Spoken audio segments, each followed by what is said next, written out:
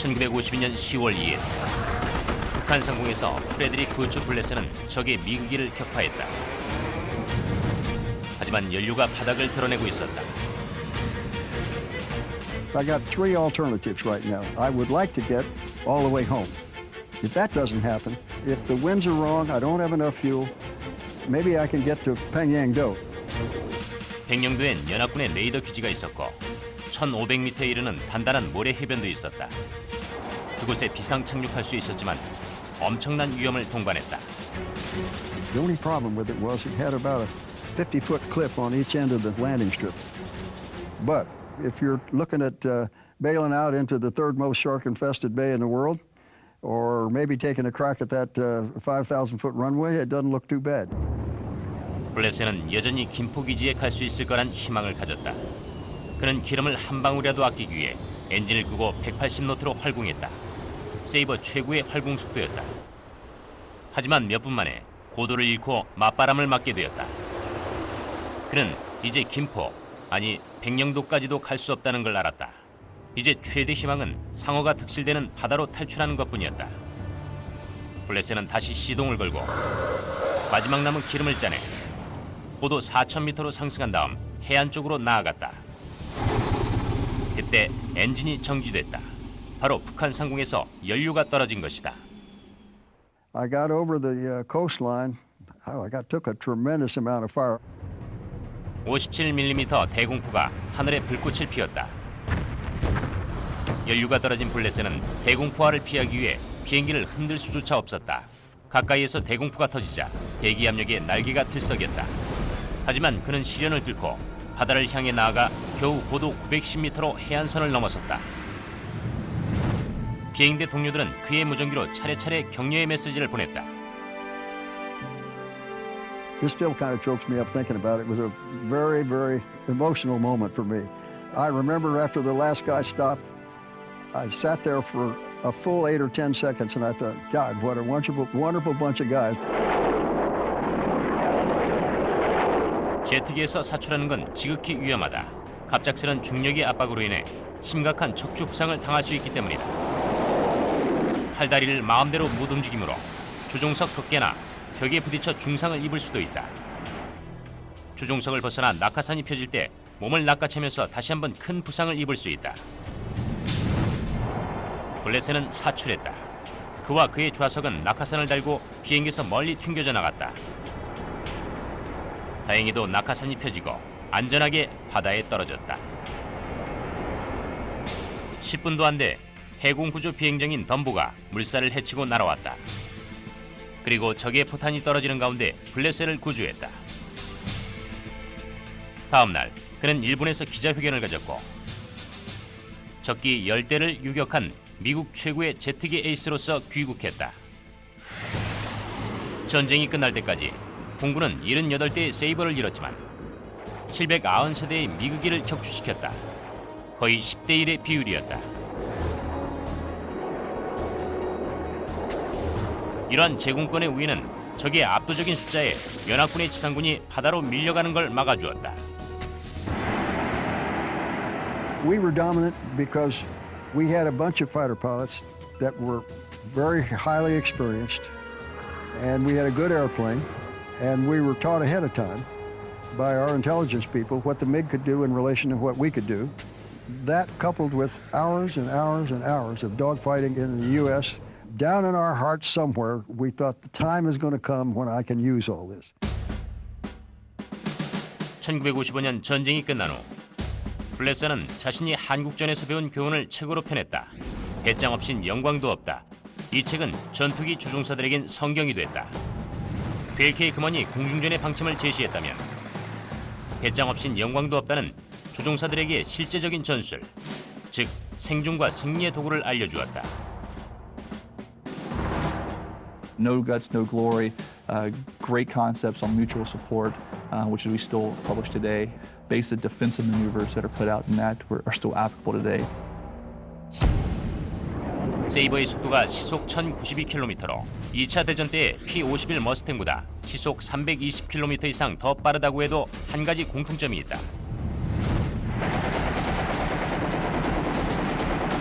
둘 다 기총 사격을 한다는 것이다. 그러자면 적과 적군전을 펼쳐야 한다. 하지만 소련 폭격기들의 공격이 항공모함을 위협할 수 있다고 우려한 미 해군에선 원거리에서 적을 파괴할 수 있는 무기를 필요로 했다. 1950년대 중반 로켓 추진력을 사용한 사이드와인더 미사일은 공중전의 양상을 영원히 바꿔놓았다.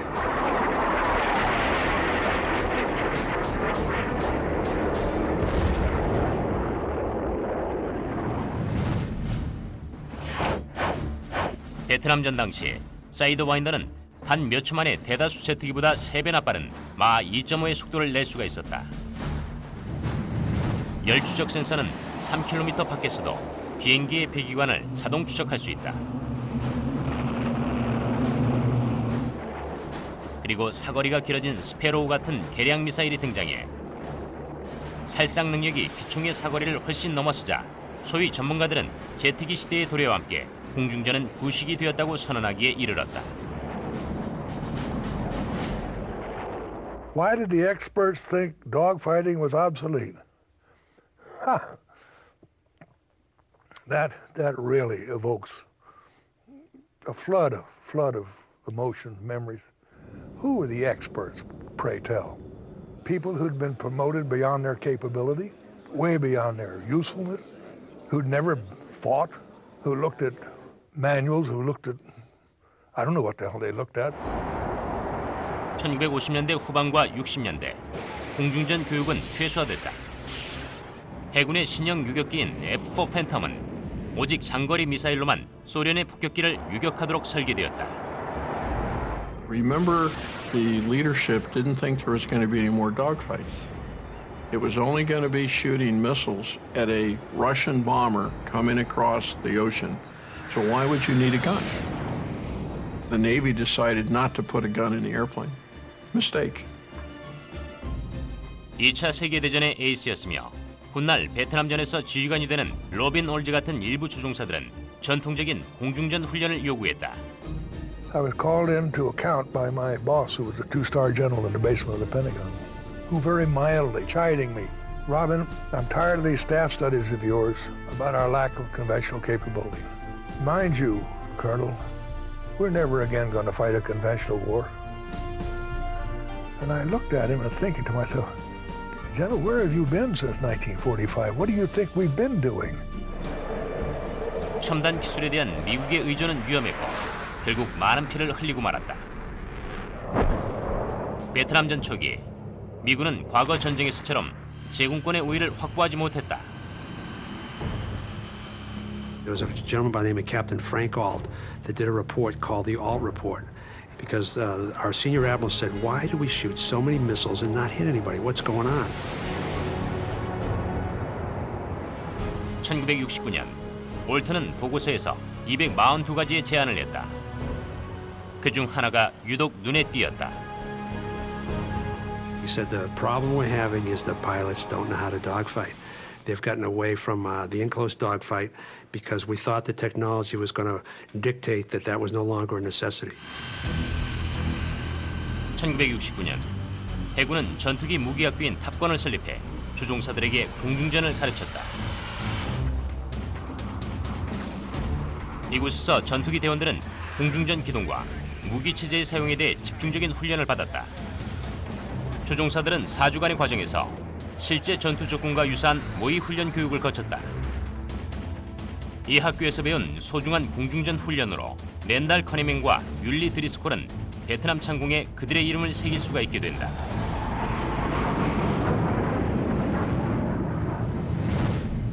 (1967년) 해군에 임관한 커닝햄은 존 웨인의 영화를 좋아하고 적극적인 성격 탓에 듀크라는 별명을 얻게 됐다.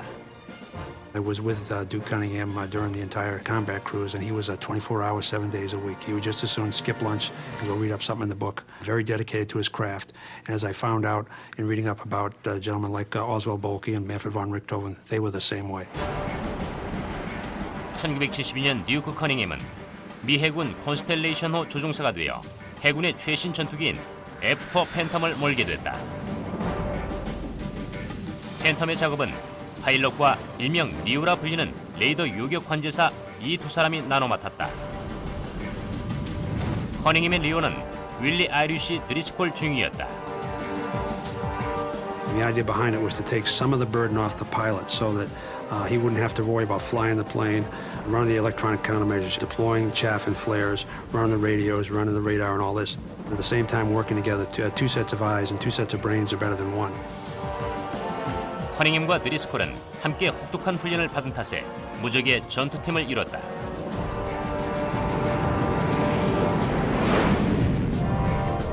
We knew each other's tendencies and strengths and weaknesses. We're welded at the hip, as brothers might be, when you go through something like that. 이 훈련은 말할 수 없이 소중했다. 1972년 바로 이날, 이들은 북베트남 상공에서 압도적인 숫자의 소련제 전투기들과 조우하게 되었는데 이들 중엔 악명 높은 미그 17기도 끼어 있었다. 미그 15기의 현대판 버전인 이 기종은 민첩하면서도 막강했으며 저 속에서는 팬텀을 가볍게 제칠 수 있었다. The thing that the MiG had was a small airplane, small size, hard to see. F4가 크기에서만 불리한 게 아니었다. The F4, large, bulky, leaves two big smoke trails when it's not an afterburner. Easy to see, therefore, at long distances. Whoever gets visual first has got a much better advantage. In fact, surprise is one of the elements in the combat arena that's historic. 최고 시속 2,414km에 이르는 미국의 F4 팬텀은 미그 17기에 비해 거의 2배가 빠르다. 2개의 중거리 스페로우와 4개의 단거리 사이드와인더 미사일로 무장한 F4는 40km 밖에서도 적을 유격할 수가 있다. 미그기는 팬텀보다 민첩하지만 F4는 더 빠르고 상승률도 뛰어났다. 미그기의 가장 큰 이점은 무기였다. 미사일뿐만 아니라 팬텀에는 없는 단거리 기관총을 탑재하고 있었다. 1972년 5월 10일 랜디 커닝햄은 F4 팬텀 쇼타임 100을 몰고 북베트남 영공으로 넘어갔다. 지금부터 조종석에 앉아 제트기 시대에 가장 맹렬했던 공중전 중 하나를 재현해 볼 것이다. 1972년 5월 10일 랜디 커닝햄과 율리 드리스콜은 F4 쇼타임 100을 타고 하이동 기차역 공습을 위해 다른 34대와 작전에 나섰다.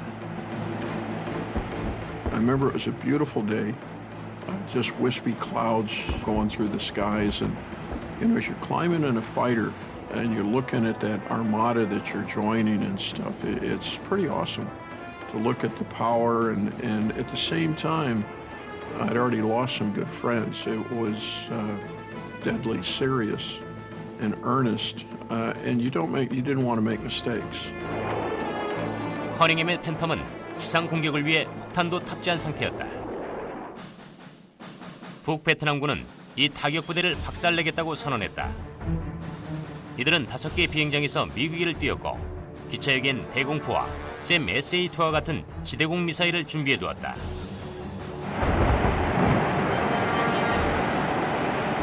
적의 저장구에 폭탄을 투하한 후 커닝햄과 드리스콜은 해군 폭격기인 A7 공격기들을 지원하기 위해 머물렀다. 커닝햄의 윙맨은 브라이언 그랜트였다. I told Willie, I said, look at that target we just hit, because we decimated the whole thing. Were secondary explosions. But about that time, Brian Grant spoke up and he said, Dukes, MiG-17s at 7 o'clock. 2대의 미그 17기가 팬텀 2대를 뒤에서 덮치고 있었다. 조종석 옆으로 예광탄이 스쳐 지나갔다. 미그기들은 아주 빨랐다. 미그기도 팬텀처럼 최고 속도에서는 위압 시스템이 없어서 선회가 어렵다는 걸 커닝햄은 잘 알고 있었다. So I looked at him and I said, no, you can't do it. Broke into him and he overshot right down below me.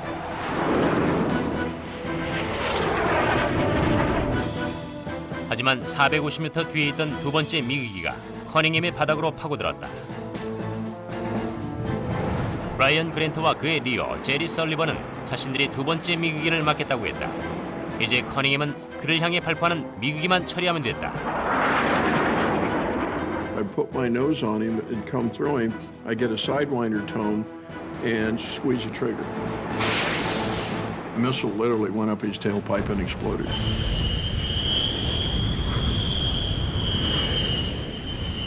커닝햄과 드리스콜이 베트남전에서 거둔 세 번째 유격이었다.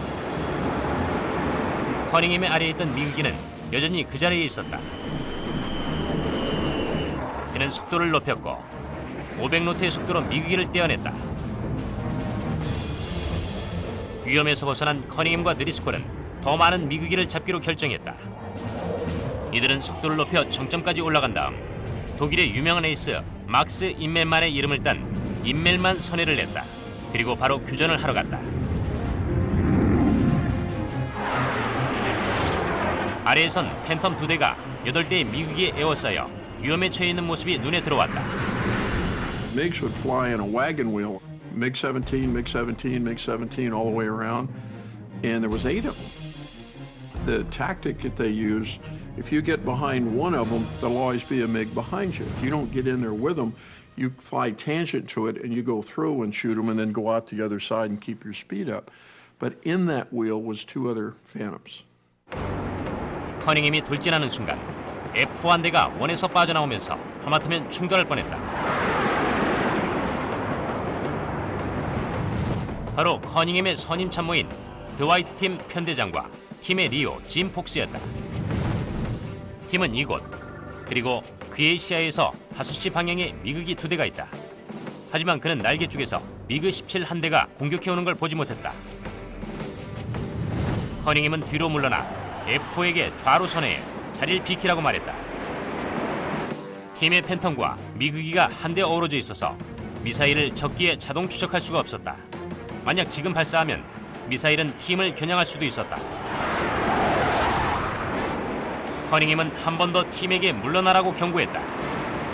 He really yelled it out loud, at which point every F4 out there broke right. 5시 방향에서 달려드는 미그기에 쫓기던 팀은 신속하게 가속을 했다. 그리고 힘겹게 벗어났다. 미그기도 선회했지만 이런 속도는 제대로 움직일 수가 없었다. 일부 미국의 조종사들은 인기 TV 드라마 고모 파이를 인용해 적의 조종사를 고모라고 불렀다.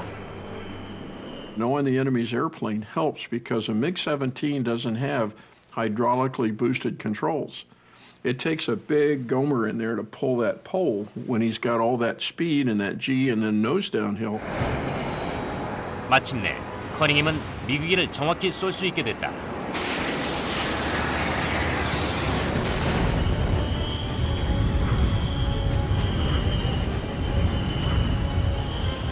커닝햄과 드리스콜의 네 번째 유격이었다. 그때 위쪽에서 상황을 지켜보던 4대의 미그 21기가 복수를 하러 달려들었다. 미그 21은 빠르고 민첩하며 두려운 상대였다.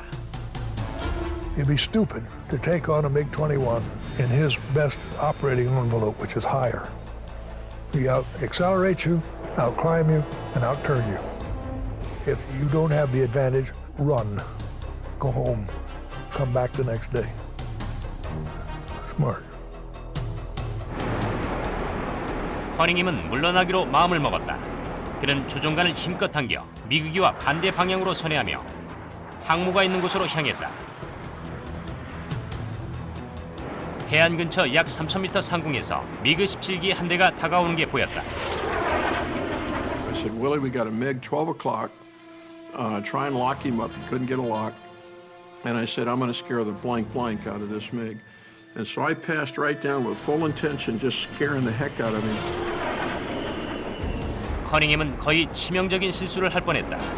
He started to shoot at us with his gun. We made a mistake as we forgot that that's right, they have their gun equipped.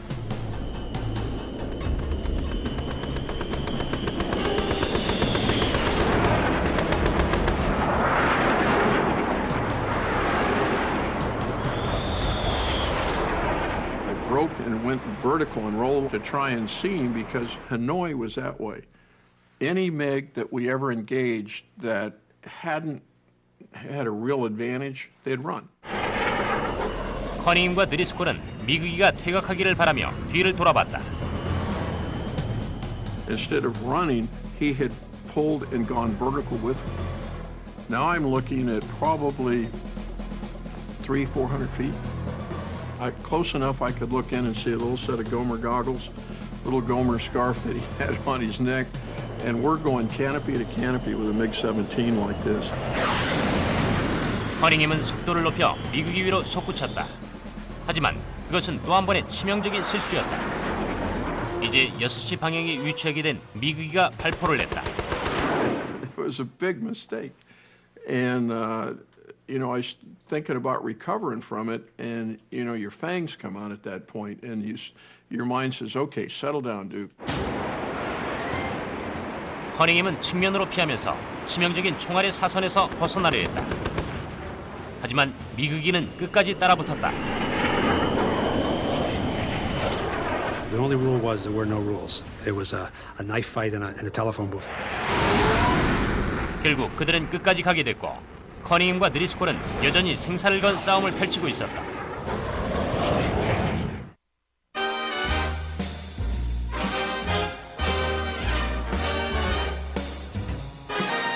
What's next? 지펠 콰트로.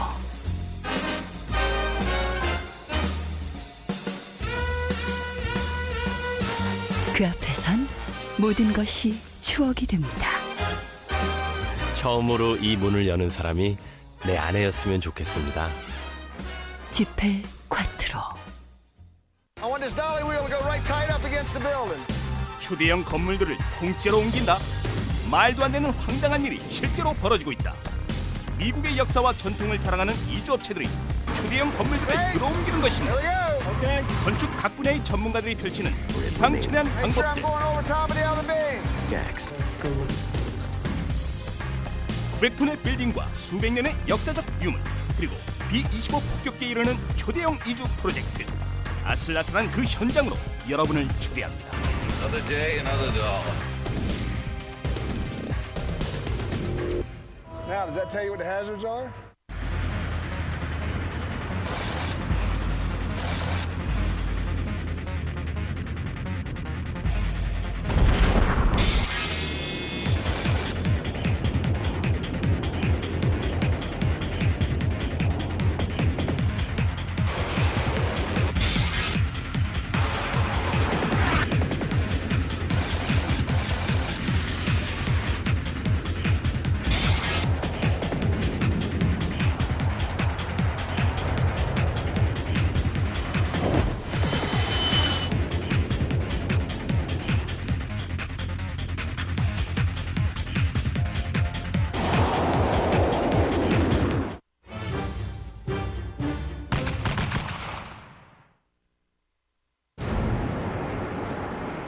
(1972년 5월 10일) 랜디 듀크 커닝햄과 윌리 아이리시 드리스콜은 북베트남 상공에서 2대의 미국인을 유격했다. 하지만 이젠 쫓기는 위치에 서 있었다. 배운 모든 훈련과 기술을 사용했지만 꽁무니에 따라붙은 미그 17기는 움직임 하나하나까지 따라했다. 커닝햄과 드리스콜은 미국인을 유격하기로 했다. 하지만 상대는 애송이가 아니었다. 대부분의 북베트남 조종사들은 수직 전투를 하지 못하고 수평 전투를 하거나 도망을 쳤지만 이 조종사는 달랐다. 그는 실력과 전문성, 킬러 본능까지 갖추고 있었다. I look and I'm looking right at his eyeballs. And I mean, it's like looking at a cobra ready to strike you. And that chill going through your spine, it's every emotion you've ever felt. Fear, hate, anger, love. All of those emotions, magnify them 1,000%. And what helps you is that if you panic, then you're vulnerable. And that's where your training kicks back in. 커닝햄과 드리스콜은 함정을 팠다. 이들은 속도를 높이려고 기술을 내렸다. 그러자 미국이가 따라했다. 미끼를 문 것이다.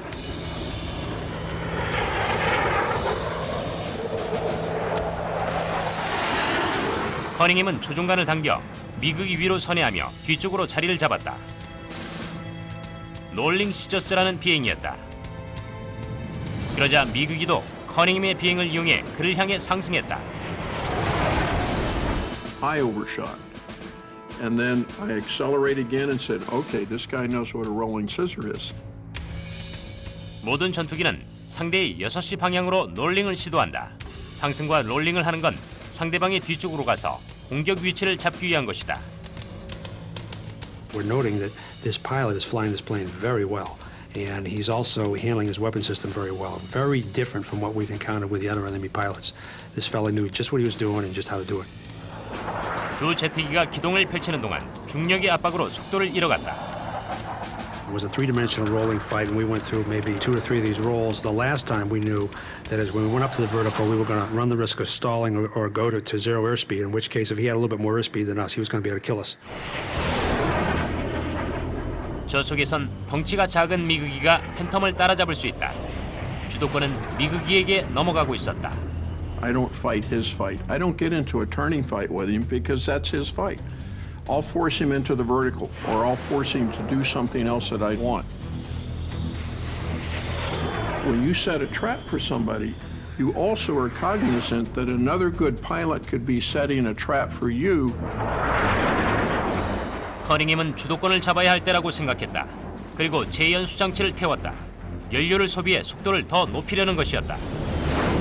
600노트의 속도로 미그기를 3km 정도 떨어뜨린 상태에서 롤링 시저스를 시도했다. 커닝햄과 드리스콜은 다시 한번 미그기 곁을 스쳤다. 이번엔 각을 측면으로 잡아 적기가 발포하지 못하도록 했다. 그런 다음 상승했다. 미그기도 따라오면서 한 번 더 롤링 시저스를 냈다. He would force me to overshoot, use a rudder, kick like this. Very experienced pilot.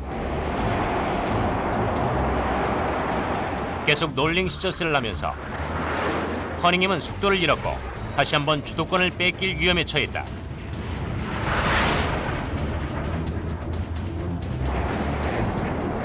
커닝햄은 화가 났고 미그기는 두 번째 주도권을 잡았다. 다시 한번 커닝햄은 재연수 장치를 점화시켰고 미그기와의 거리를 3km로 벌렸다. 이때 포효를 내지르며 공격에 나섰다. 커닝햄은 기술을 60도로 높여 상승을 시작했다. 미그기 역시 쫓아왔다. 커닝햄은 탑건에서 배운 기술을 시도했다. 에어 브레이크를 걸고 스로틀을 헛돌게 해서 팬텀의 속도를 늦춘 것이다. 그는 미그기가 자신을 앞으로 내보내 지나가게 한 다음 6시 방향을 노리려 한다는 걸 잘 알고 있었다. 커닝햄이 속도를 줄이는 건 아주 위험한 행동이었다. 실속을 하고 통제력을 잃을 수 있었는데 미그기에게 엄청 유리해질 수 있는 상황이었다. One of the things we always teach at Top Gun is we want our pilots to fly that airplane 1 inch from out of control at all times in a purposeful way. And that's what Duke is doing with this airplane right now. 효과가 있었다. 미그기는 발포를 하며 위로 지나갔다. It's like if you put on your brakes, a car is going to go by you on the highway. That's what I was trying to do to get him. 마침내 커닝햄과 드리스콜은 유리한 자리를 차지했다. 기관총이 있었다면 미그기를 격추시켰을 것이다. 하지만 이들에겐 미사일뿐이었고 사용하기엔 너무 거리가 가까웠다. But I made another mistake. I expected that relative motion to keep going like this, but he ran out of speed, and I ended up about 700-800 feet away from him. And I can't shoot him because the missile won't arm at that point unless it just hits him. 미그기 파일럿은 상황이 절망적인 걸 알고 위쪽으로 회전을 하며 두 사람에게서 멀리 떨어지려 했다. 회전의 최상단에 이르자 잠깐 실속을 하며 기수가 급강하였다. 다시 회복을 냈지만 커닝햄과 드리스콜이 그의 뒤에 있었다. 미그기는 강화를 하면서 거리를 벌리려 했다. 또한 지면의 열기 때문에 사이드와인더의 열 추적기가 제 역할을 하지 못할 것을 기대했을 것이다. He just kept running. So when he got nose to tail position about 2,000 feet, I just stood on the rudder like this, pointed the nose at him and shot him.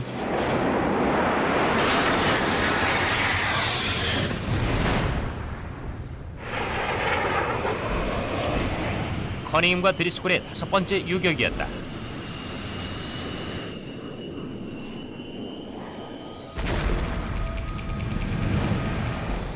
이들은 나중에 이 만만찮던 상대가 전설의 무덤 대령이었을 거라고 생각했는데 북베트남의 수석 에이스라고 여겨졌던 인물이었다. 하지만 아직 축배를 들기엔 일렀다. 두 사람이 너무 멀리 와버린 것이었다. 더 많은 미국이들이 다가오자 이들은 서둘러 해안을 향해 내달렸다. And as I rolled, look up, I could just see a SAM coming, an SA-2. It's about the size of a telephone pole.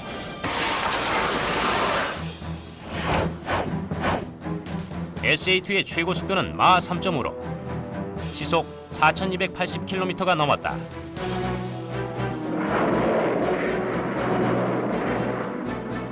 이 미사일은 18,000m 상공의 제트기를 박살낼 수 있었다. The first time you see a surface-to-air missile launched at you, the first time there's heavy anti-aircraft artillery, those are stressful, very stressful times. And even after all of the training, you never really know how you're going to handle that until the bullets are real.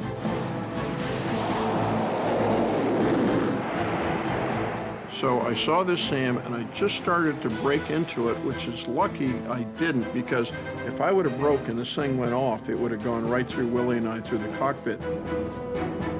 그때 샘 미사일이 근처에서 폭발했다.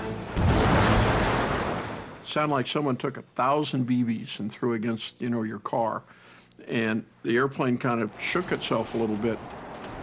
Maybe 15 seconds later, Duke says Willie was starting to lose PC-2. That was one of our main hydraulics. As he said that, I looked back over the left side of the plane. I noticed the left turtleback area of the plane. There's fire on the side of the plane. 팬텀은 급격히 왼쪽으로 기울었다. 그리고 보조 유압 시스템도 떨어져 버렸다. Duke comes back. Willie was starting to lose PC-1. PC-2 is going to 0. 그때 조종사들에겐 최악의 악몽이 벌어졌다. The airplane all of a sudden rolled upside down, out of control. And I remember thinking, the only time I'd ever asked for divine help is when I got in trouble, And I remember thinking, God, I don't want to be a prisoner of war. I don't want to die. Get my rear end out of this. 보조 유압 시스템도 나가버리자 비행기는 위아래로 소용돌이치고 위를 향한 기수는 떨어지지 않았다. 그는 방향타로 간신히 통제력을 회복했다. 거의 20번을 회전하면서 고도가 8,100m에서 5,100m로 떨어졌다. 하지만 바다로 갈 속도는 됐다. 육상에서 사출하면 그건 포로가 된다는 걸 의미했다. 조금이라도 더 비행을 할수록 바다와 가까워져 구조를 받을 수가 있었다. 하지만 비행기에선 경고음이 울려 퍼졌다. You have to get through that and have a firm enough grip on yourself to get done what has to be done at the moment. 팬텀은 거칠게 아래로 곤두박질 쳤다. 커닝햄과 드리스콜은 적진에서 공격을 받아 빠른 속도로 추락하고 있었다.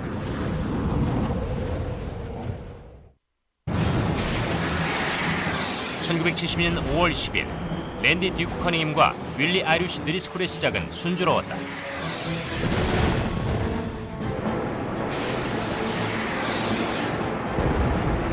두 사람은 세 대의 미국기를 유격했다.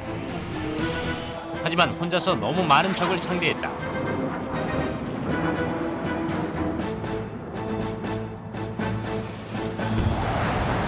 이들은 샘 미사일의 여파로 북베트남 상공에서 통제력을 잃고 소용돌이쳤다. Now there was a fire about 40 feet behind us. And Willie said, Duke's getting hot back here. And I could see the fire out the mirrors. And I put the stick and the airplane kind of righted itself. And I remember thinking, God didn't have anything to do with this. It was just my superior flying skills. But about that time, the airplane went back upside down. And I remember thinking, God, I didn't mean it. Get me out of here.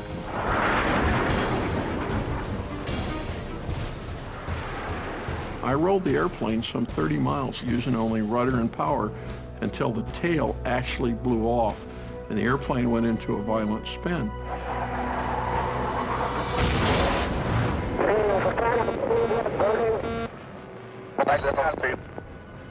Luckily, the radios were knocked out because there are people screaming at us on this tape. And they're saying, get out of that airplane in a spin over the beach, get out of that airplane. I didn't hear any of that, which I was glad.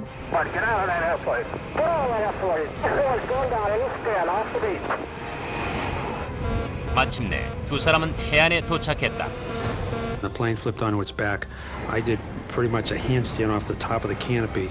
And when he gave me the Willie eject, eject, eject, we have an alternate handle between our legs. That was a struggle to get to it. I just got a couple fingers on it, and they always taught us in training to keep our arms in so we don't break our arms. But I was kind of bent like a pretzel. Pulled it, and then bam, he went off one direction, I went off the other. We had like rockets in the back of the seat, so the rockets fired us out. 325, no DME, about 5 miles off the beach. Okay, stick with those. 그들이 사출하고 잠시 후 쇼타임 100은 바다에 추락했다. 구조는 신속히 이루어졌다. 5대를 격추시킨 커닝햄과 드리스콜은 베트남전 최초의 에이스가 되었다. 이들의 비행대인 파이팅 팔콘은 베트남전에서 가장 많은 공중전을 성공시킨 해군 부대가 됐다. 커닝햄과 드리스콜 같은 이들 덕분에 미군은 베트남전에서 북베트남 공군을 수세에 몰아넣으며 전체적인 제공권의 우위를 점할 수 있었다.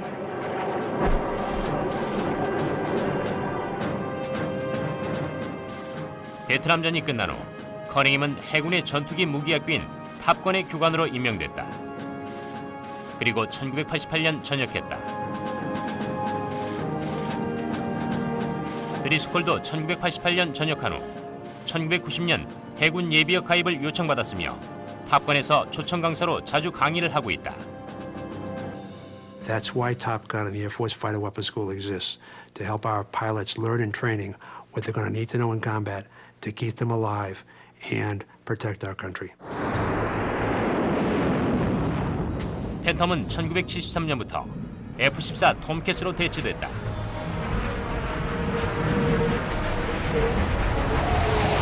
베트남전에서 터득한 교훈으로 인해 톰캣은 기관총이 탑재되어 있다. 신속하고 민첩한 공중전 전투기로 위력은 나중에 나온 F-15나 F-16, 해군의 F-18 호넷 못지않다. The F-18, for example, can on a nose-low turn can sustain 7.5 Gs. An F-4, by comparison, could only in a situation like that could sustain maybe 2 to 2.5 Gs. So it's a huge difference in performance ability. 하지만 기술 뒤에 감춰진 기본은 변함이 없다. If we have a missile, great, we can shoot them forward quarter. If we don't, we now have to apply those same concepts that Rickenbacker did and work ourselves behind him in the ability of shooting with our gun. 현대 전투기들은 또한 강력한 20mm 발칸포를 탑재하고 있다. 애들 리켄베키가 표적 100m 이내에서 사격해야 했던 분당 600발을 쏘던 비커스 기관총에 비하면 격세지감이 느껴진다.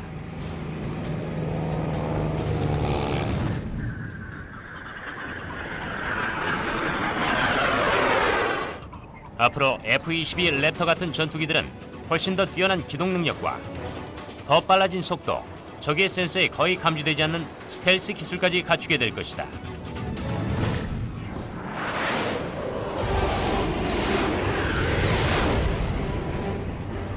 공중전은 전쟁에서 가장 강력한 전투 형태 중 하나다.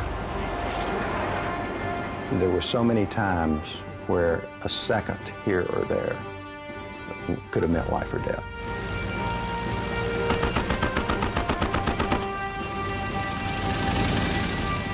There's another saying that I think encapsulates what it's like to be a fighter pilot.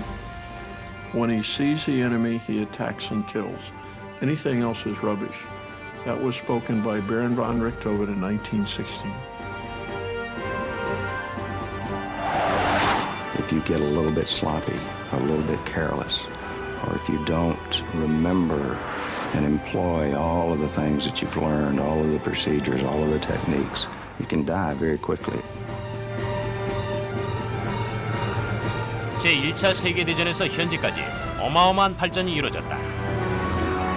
스페드 13의 최고 속도는 시속 209km였지만 F-18 경우엔 시속 2400km까지 날 수 있다. 공중 구비로 인해 현대의 전투기들은 비행거리에 거의 한계가 없다.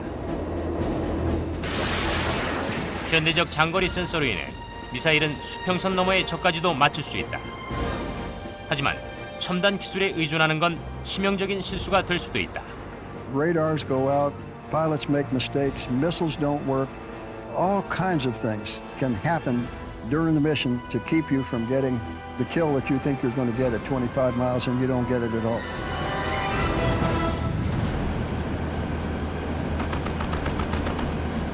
전투기 추종사가 되는 건 소수지만 그 중에서도 에이스가 되는 건 극소수에 불과하다. I had gotten my 5th kill. I was now officially an ace, and I remember it made such an impression on me. While I was climbing out, I said, please, God, I know that you may have to take me before I get through this whole mess over here, but let me get home. Let me get home and tell somebody that I got my fifth kill and became an ace. Manfred von Richthofen had 80 kills. Thomas B. McGuire with the United States Air Force had 38. Otto Kittel had 267.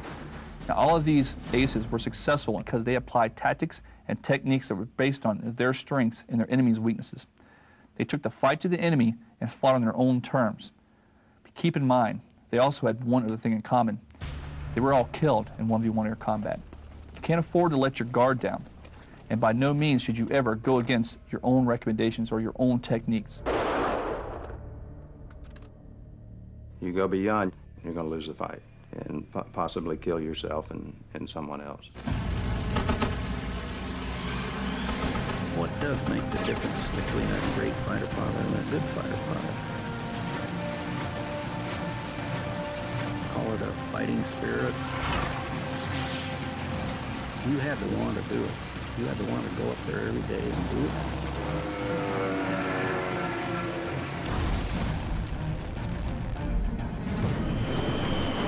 공중전의 불고 소식은 계속해서 들려오고 있지만 이는 앞으로도 멈추지 않을 것이다. I just don't ever see our country being in a position to not need a courageous, gutsy fighter pilot to do the job when the job needs to be done. 조종사가 훈련이 잘 돼 있고 공격적이며 승리에 대한 의지가 있으면 궁극적인 하늘의 전투에서 살아남을 것이다. 이것이 공중전의 법칙이다.